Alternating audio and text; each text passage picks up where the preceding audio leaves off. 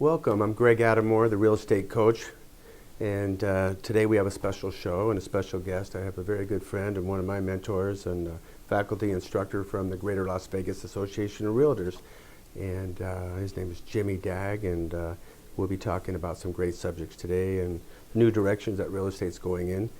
And Jimmy, welcome to the show. Thanks, Greg. Thanks for coming down to see us. Thanks for having me. Yeah, I wanted to ask you a couple questions today. We're going to talk about negotiation. We're going to talk about work ethic and experience and so on. And I've enjoyed your classes so much. It's a real treat to have you on the show, and one of the best realtors I've worked with over the years and learned from. So I know work ethic is kind of right at the core in today's world. The people who are passionate about what they do seem to be the ones that are successful. Well, you know, when you asked me to come on the show, I took a look at some of the past shows that you've done and some really good topics, some great presenters, and I'm honored to be included in them. I mean, Richard Lee and just a lot of good, really, really good people. But I didn't see anybody talk about, this is a real estate show. Right. I didn't see anybody talk about how to actually find and hire a really good real estate agent. So I thought maybe if we could take that direction for a few minutes, and then once we talk about that, maybe move into the direction of negotiating skills. Oh yeah, absolutely. I think it's really important too, and a lot of people go online now, or they maybe look word of mouth, or was it references, and but you really need to do a little bit of homework because it's very important who you work with. I think you hit it on the head. The consumer goes to the internet first. That's the first place they go, and there's a lot of agent rating services out there now that talk about the best realtor, and those systems can all be gamed. And what you went to after that was word of mouth. Exactly. And that's really were you referred to this agent? What kind of things have you heard firsthand? Because to trust the internet could be a mistake. I just went to Pasadena and I stayed in a hotel there. And of course, before you pick a hotel, you go look at all the reviews, right? Yeah, and then you realize that review could have been written by somebody in housekeeping or kitchen staff or front desk person. The place looks great. When you get there, you're hoping that the reviews were actually done by real people. And so that can be a challenge in real estate. To pick the right real estate professional, really, to just go online and grab somebody, probably a mistake because it's a big transaction. Yeah, it is one of the biggest transactions most people make, and it does come down to trust and the professionals that you can trust. And I think referrals have always been the lifeblood of our business. Honest referrals, real testimonies from happy customers, and of course, you know, you're a veteran of the business. You know, referrals are worth their weight in gold. You know, and that in the last 30 years, that has always been the way most people have found their agent. But here's the problem. As you know, most people in Nevada, it's the law. You have to know at least 5 real estate agents. That's so, right. So who do I refer? Which guy do I get the business to? Well, maybe I refer 3 of them, and you talk to them and you say, you know what, my personality matches up with this guy the best, or my work schedule doesn't match up to theirs, because they may have a great work ethic, which is one of the things we're looking for, but when are they available? Are they available when I can go look at properties, when I want them to be available? Do they answer their phone? Right. Those are criteria that maybe you wouldn't think of when you first start talking to people, but there's a lot of agents that just don't answer their phone because they're really busy. Sure. And they're really busy because they're really good. Exactly. So there's a challenge there, and you've got to figure out, do I want somebody that's available a lot? And are they available because they're very conscientious, or are they not real busy? Right. And the busier agents have a tendency to have better skill sets. So That's right. it's a real challenge to pick the right agent. Yeah, and I think it does pay dividends also to stay with an agent that you trust and that's highly recommended, because if they are busy, like you said, they're usually successful. There's a reason they're busy. They're in demand. Their services, their knowledge, it's empowering, and I think it brings a peace of mind factor to your client ultimately. And but I've had to recently hire assistant, full-time assistant, because just to keep up with all the paperwork, as you know, it's a painstaking process, especially with short sales and complicated transactions that they've had. So yeah, you really want somebody that's busy but has enough time to answer your calls. You know, I interviewed a lady who's the marketing director at KB Home about a month and a half ago. And I told her, listen, I know if you were buying a house, you'd buy a KB Home. Absolutely. But if you were selling your house, how would you pick an agent? And the first thing she told me was, well, if they want to come down and see me and have me sign a bunch of papers, I wouldn't hire them because they're not tech savvy enough. I want somebody that can communicate with me via the internet, via email, document sign. She said, I really don't want to have to sit in front of a real estate agent very much because she's a really, really busy person. Oh, yeah. And then the second thing she said is, I want somebody that's very experienced. And I said, well, what if you had somebody that had 20 years experience, but they were so busy it was hard to reach them? Or you could have somebody with maybe a year or two experience, but very attentive, very intelligent and articulate, and was able to negotiate. Would you consider hiring them then? She said, well, yeah, I guess I would.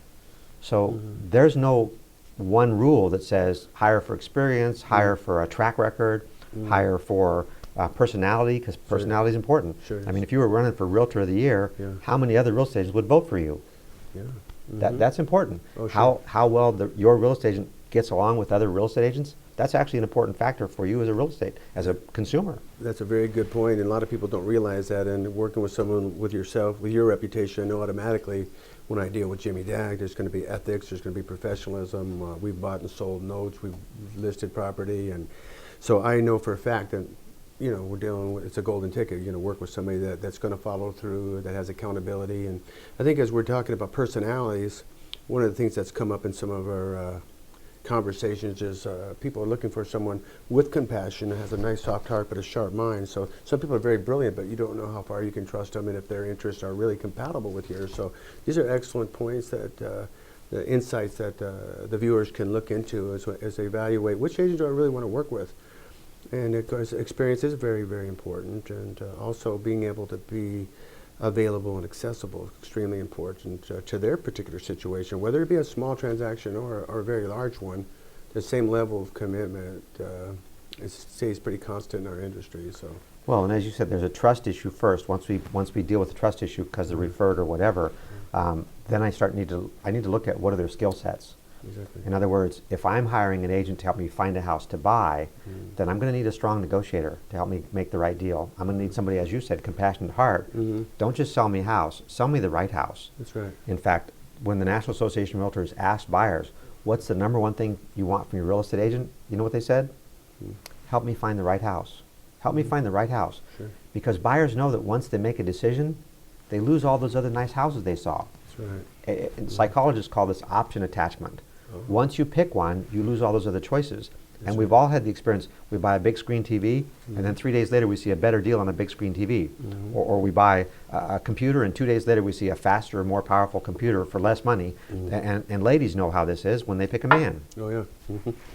Get a buyer's remorse there. There huh? you go. That's what we call it real estate, buyer's remorse. Exactly, yeah. Yeah, that's the truth, though. And but it's good to explain their options. And I think an agent with your type of experience can help the buyer with the information, with the resources, in a timely, coherent way, summarize things. So there's a gift of discernment that the Lord gives us. That sometimes, knowing the experience in the market so well, we're able to explain why is this area possibly have a better resale factor, and weigh in all of the logistics and the overlays of the appreciations in each zip code and access to work, or where they might have their children going to school, if they need accesses to private schools. All these things are kind of tailored to their lifestyle. So I think listening is one of the things I remember you taught us when we were back in the Century 21 days, and when cell phones were this big. Yeah.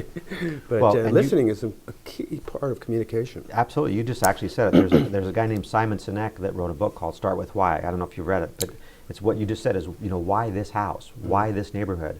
So when you're talking to a real estate agent, if he's really looking for your why, what are you looking for in a house and why are you looking for it? That's the discernment that you're talking about. Yeah. So that's really important. When you interview an agent, look at the questions they're asking you. Are they asking you really good questions that are going to get to the heart of the matter, so that when you do find the right house, you're not wondering, did I really find the right house? That the start with why is very important. And then what do you look at? And then how do you buy it? So it goes why, and then what, and then how. If they follow that process, then you can have a little bit of confidence that I still might get a little bit buyer's remorse. It's human nature. Sure. But I understand that at my core, I've made a good, smart decision, and I got the right agent helping me. Yeah, and that's worth so much, because it is, like you said, a great and biggest investment a lot of people will make. And the quality of life is important too, not only as an investment, but where do the people want to wake up in the morning? What kind of, they work hard all their lives to go to education, go to school and colleges or vocational schools, and it comes to the point where they're qualified to buy a new home, and it's an exciting time, and it can be a little nerve-wracking for a lot of first-time buyers. I find in my experience a lot of engineers and people that are highly intelligent, sometimes they get a little bit more of that buyer's remorse and they want to second guess because it's really important to them to make the right decision. And as we've both seen and experienced, a lot of times it's the one the wife likes too. You know, it might do all that statistics and you provide information and they're going to choose A the one happy that. wife is a happy life. I mean, Amen. we got that down. We got that down for sure. Yes, amen. Yeah, that's true. But and then you talk about the skill sets a little bit more. Today's realtors really have to have new skill sets, and I know that you're a great instructor. The most enjoyable I've had of some great instructors over the years at the Greater Las Vegas Association of Real Estate. I think you have a couple classes tomorrow to teach. You know? I do, actually, yeah. But I've always enjoyed them and got a lot out of them. But what are the skill sets that we're talking a little bit about technology? Well, yeah, when the consumer looks to find an agent to help them buy a house, the negotiation skill set's important. When they're looking to sell a house, all of a sudden now you have the marketing skill set. What kind of marketing background do they have? Are they just going to put the property in MLS and hope it sells? Or are they going to use some of the new technologies to leverage that particular property and leverage your exposure? Sure. Because you and I both know the more exposure you get, the greater chance you're going to get a higher price for your house if you're selling. Right. So the skill sets we're looking for a listing agent, a little bit different than for a selling agent. Both need strong negotiating skills, but one needs strong listening skills, the compassionate heart that you talked about. That would be the selling agent who's helping you buy. The listing agent, you really need someone who's got good marketing skills and has the technology knowledge behind them. And what we talked about before we went on air here was how much technology has changed. And the truth is, you're never finished learning. You're never finished. Everything's changing all the time. Right. When the National Association of Realtors asked consumers, what are you looking for in a real estate agent? The first thing they said was, I want a brand I can trust. The brand is typically actually the agent. They represent the brand. So they're saying, I want an agent I can trust. I want a brand I can trust. I want an agent that knows my neighborhood. Not just that knows Las Vegas, but do you really know Rhodes Ranch, which is where you're expert? Exactly. So do you know Rhodes Ranch, and how well do you know Rhodes Ranch? So a brand I can trust, neighborhood expert. Number 3 was I want an agent that's techno-savvy. Right. That's what the consumer said. I mean, do you know what a URL is? Right. Let me go look at your website. How are you marketing? Are you leveraging my listing on? Are you aggregating it? Are you putting it on Zillow, Trulia, Realtor.com? And it's interesting, if you go to Realtor.com and look at some of the listings on there, you see an agent that's managed to get it on there, but badly. Oh yeah. The question is something better than nothing? And the answer is not if it's something bad. That's right. That's right. Not all publicity is good publicity. That's correct. Same It's thing. all publicity, but not all good. Yeah. And then the fourth thing they said is, I want an agent that's a good negotiator. So that negotiation piece keeps coming up, and that's why I Sure. wanted to talk first with you about how do I find a really good agent. And I'll give you 3 really specific questions here, and then if you can, we can move into the negotiating process. Oh, that sounds great. And one of the things I just wanted to add to, which because it made perfect sense, is in the marketing skills nowadays. Like I've used professional video tours and professional photography. And of course, Yes. the more contact you have and it's viral, the more it gets picked up by the large internet providers. And truly, so we want good marketing, we want professional photography. It gets more exposure because I think I learned in one of the classes you taught us, exposure and price are 2 of the main things that traditionally sold a property. And of course, the exposure, more buyers competing for the home means more money for the seller. And a lot of times, and you don't see as many for sale by owners anymore. I remember in the days we used to gear up our programming to go after them, but a lot of them just realize it's so important to have a realtor to handle the properties, just to make sure everything's done properly and legally, and there's no regrets or later on problems satisfying the loans and dealing with all the moving parts in today's transaction. So I think the commissions that are paid, sometimes the agents really earn them over and above because they net the seller so much more money by bringing more offers, and then we can touch on the negotiating skills, which really come into play. Well, you and I have been in the business long enough that when we first started, a purchase agreement was 1 page, and I know you remember that, and now it's 12 pages. Yeah. So the complexity of the real estate transaction has gotten more and more. We have the SRPD disclosure now, and the duties owed disclosure. We have all these other disclosures now that we didn't used to have 30 years ago. Yeah. And the percentage of sellers that have sold for sell by owner has has statistically declined and declined and declined over time to the point where it's just too complex for the average layperson, unless they really have some legal skills to do it themselves, and then they need the marketing skills, and how do they expose it? Sure. It's actually true that a realtor has always gotten between 8 and 12% more for a house That's right. than for sell by owners have. Exactly. So even if they save the fee, they're still ending up netting less money. And that's not my statistic. That's NAR's study over a long period of years. If you know the buyer, it's a relative, and you want to do a transaction with them, it's really not to save you money. It's because this is going to be a transaction that I want to have happen, and I'm not going to get the maximum amount of money. That's right. And I've always said in personal experience, I know as my mom, worked with Frida and stuff, Yes. that they, a lot of times it is the bottom line number. And when we talk about negotiation skills and mediation skills, I would rather use a realtor that I know, like yourself, that I trust, like yourself, that I know will mediate, because it's pretty hard to look at a buyer face to face and they're asking for the washer, dryer, and refrigerator and not get on a personal level with them. So sometimes actually the sellers in those for sale by owner situations wind up giving away or conceding deal points Right.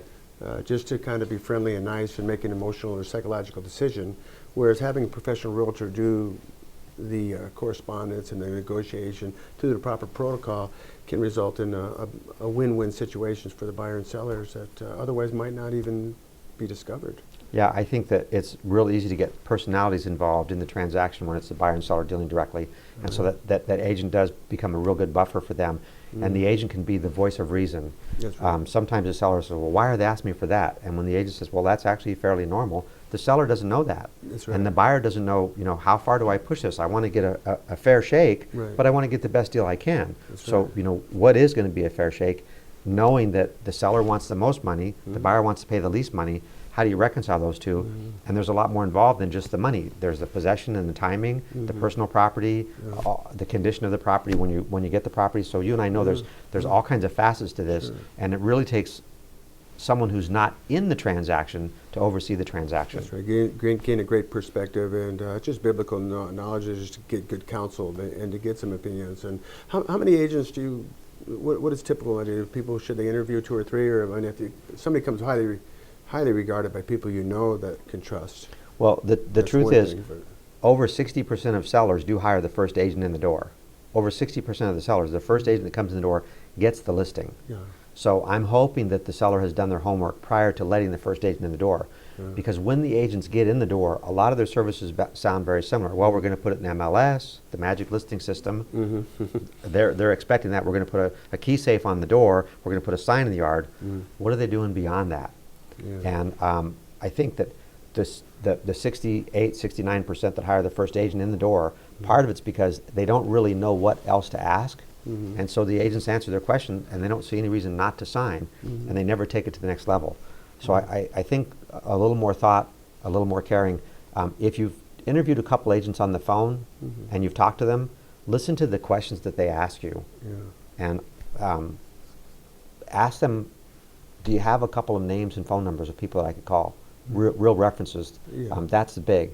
Yeah. And we're doing video right now, yes? Yes. I mean, video is the search engine optimization for real estate. Yeah. And only 18% of realtors are using video. So if I'm going to sell my house, tell me about your video program. Do you do a virtual tour? What kind of virtual tour is it? Where is that virtual tour going to be posted? If I was marketing my house, that'd be a big deal for me. Oh, sure. If the agent comes in and I can't find that agent's website, or I find the agent's website and there's no video on there, that would cause me a little bit of concern. Now, you're so well known in Rhodes Ranch, I would be less concerned about that because you're very neighborhood specific. About that with you.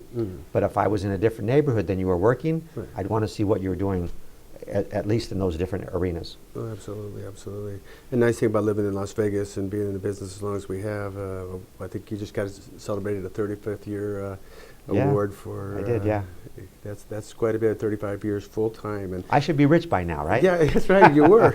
We're really rich in all the important things. Well, it's a beautiful thing. A lot of people don't realize that what we do. I know you're passionate about it, and a lot of the joy that we get is just sometimes just solving problems for people, simple problems that really affect their lifestyles. I mean, when you get those hugs and people invite you over for lasagna dinners, and of course referrals are our ultimate compliment also. But when you solve their crisis at the time, saving them from losing a home, the joy that you get that's what keeps us motivated. We've made good livings at this, and but it goes beyond that because I think you really have to be a certain type of personality.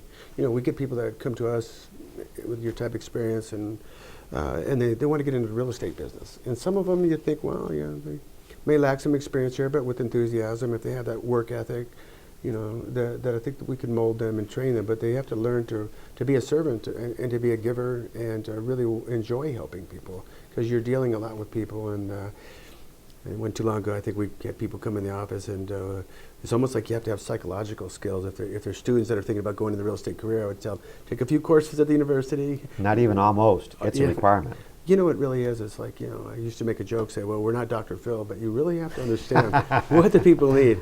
How's it going to affect their children with their schooling? And what type of problems is there crime areas, things. And you have to be very kind of careful to be politically correct in how to describe situations, right, so you're not offending anyone. So.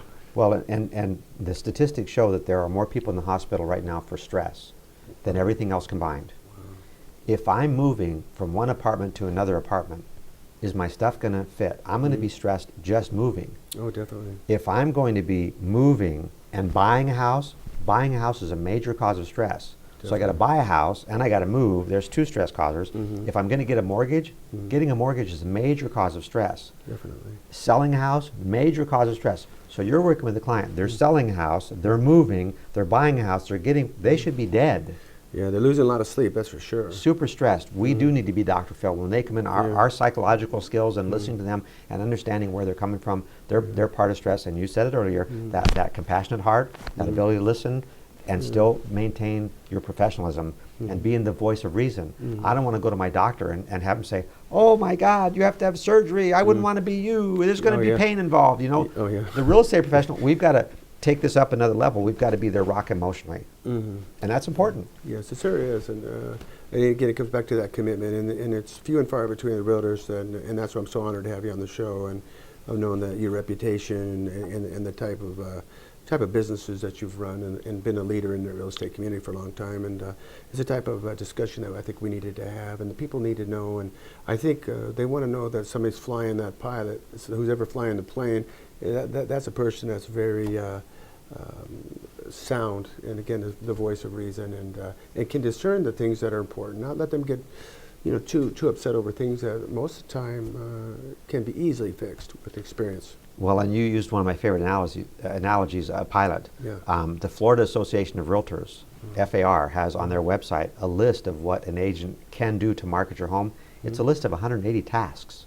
180 tasks that the agent can do. Now, if the house sells in 4 days, you don't get to 180.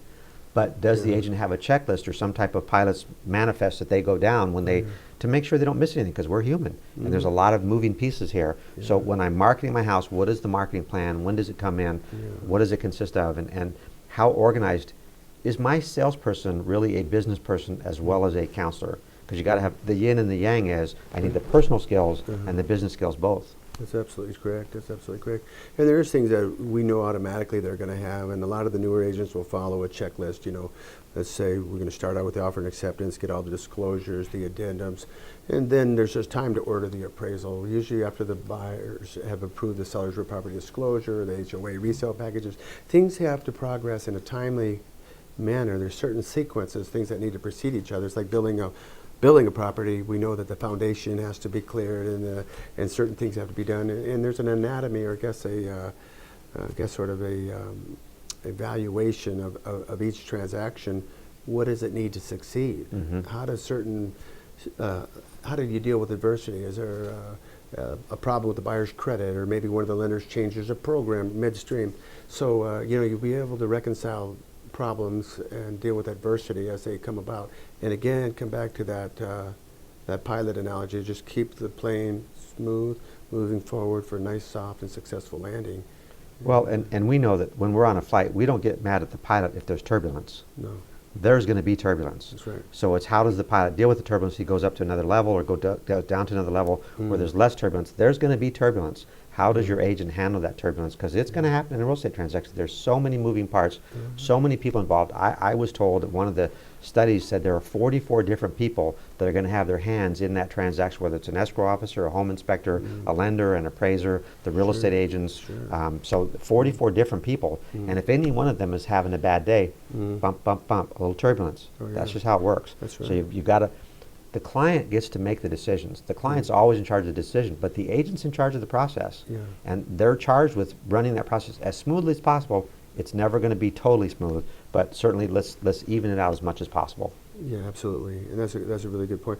I'll talk a little bit about the objections of the objective of a negotiation. Is that something you have to clearly and coherently decide before you go in? Is there certain things that you help your clients? Well, there's an determine? anecdotal story about this man and his son are in a park in London, and they're playing frisbee.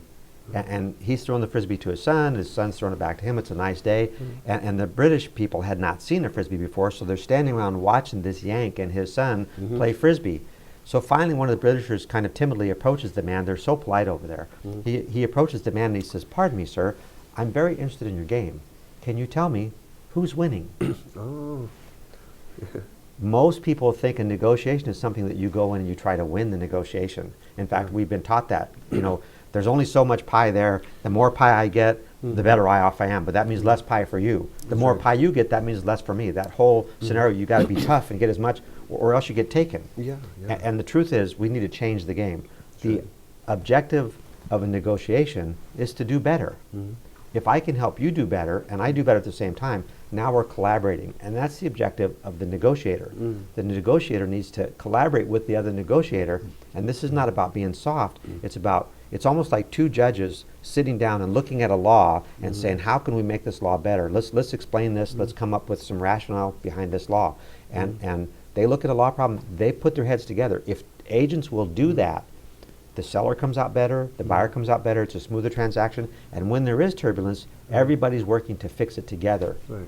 People are pushing and pulling in the right direction. Is a collaboration. Exactly. Together. And I think one of the things that's brought you a lot of success is that you work well with other realtors, and having experience, I know if I get involved with a transaction with you, we get a little turbulence, together we're going to be able to resolve it and make our clients not only get a good piece of the pie, but some good coffee and some espresso. And some A little whipped cream on the pie, all that stuff. Put some icing on the cake for them, and that's what it's about, making them happy, making them smile. I guess you have to walk a mile in their shoes. Is that? Well, when I sit down with the buyer or a seller and we go into negotiation, the seller doesn't necessarily understand that they should care what the buyer wants. And the buyer doesn't, why should I care what the seller wants? Well, you are going to be in this transaction together. And that collaboration piece, if you both get more by collaborating, that just makes sense. But typically buyers and sellers don't look at it that way. And so it's the agent's job to bring them with some guidance and counsel to that point. Win-win is going to be better because there's going to be turbulence. You don't want the other side looking to get out of the deal at the first sign of problem. You want everybody going for what you said. Let's collaborate. Let's get this deal closed. We both want the same thing. We want a closed transaction. Oh, yeah. In the last couple of minutes here, we want to talk a little bit about the impact of culture on this process. Can you expand on that a bit? Sure. Obviously, with Las Vegas, we have a lot of different cultures coming in here. And in the Harvard Negotiation Project, they wrote a book called Getting to Yes. And in the book, they studied cultures all over the planet, Europe, South America, Asia. And they said the only two places that people negotiate the way we do is the United States and Canada. Every other culture negotiates differently. You want $1 million, they offer you $200,000. And they're not embarrassed at all about offering you $200,000 because they know your house isn't worth $1 million, it's only worth $600,000. And if they offer you $500,000, you might take it. Oh my God. And they're very slow to make concessions. So when you're dealing with some cultures, the negotiation doesn't even start until you've signed a contract. And in our culture, well, we have a contract. Well, a lot of cultures, that's the kicking off point for the negotiating. So we need to recognize that there are a lot of other cultures in Las Vegas, and their negotiating style is so different. Is your agent aware of that, and can they deal with that effectively? Yeah, ultimately, that's what we're after, closed transactions, and every time we get one done, we light a little candle and celebrate, and there's some happy people getting keys to their new home. There you go. And time to close our show. I want to thank everybody for being with us today. And what's the best method to get a hold of you? I know you're a little old school and a little new school, too. Well, as old school as it sounds, my cell phone is 702-595-4440. If they're tech savvy, they can text me at that number, or they can just pick up the phone and call me. Might get my voicemail, but I'll call them back. Yeah, and I know he answers his phone when you call, so thanks for Thanks, being with Greg. us today. We look Appreciate forward you to having you having me. again soon. We'll see you next week, same time.